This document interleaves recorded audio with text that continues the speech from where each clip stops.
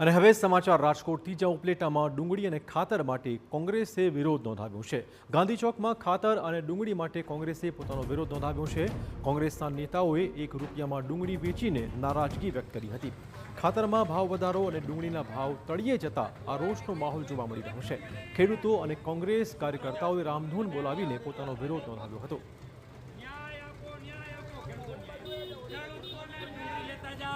आज कांग्रेस द्वारा एक नवतर प्रयोग करी अने डूंगળી ₹1 किलो डूंगળી वेचवानुं नक्की कर्युं के खेडूतोनी પડતર किंमतथी पण ओछा भावे डूंगળી वेचवी पड़े एवी खेडूतोनी हालत छे। बीजी बाजु आज खेती उत्पादन करतो पाक पकाववा माटे खेडूतोने जे खातर जोईए छे ठेलीए ₹700 जेवो जंगी भाव वधारो करी अने खेडूतोने राते पाणीए रोवरावता कर्या छे। મહત્વપૂર્ણ છે કે ખાતરના ભાવમાં વધારો થતાં ડુંગળીની પડતર કિંમત પણ વધી છે, પરંતુ ડુંગળીના ભાવ સાવ તળિયે બેસતા ખેડૂતો રાતા પાણી રડી રહ્યા છે।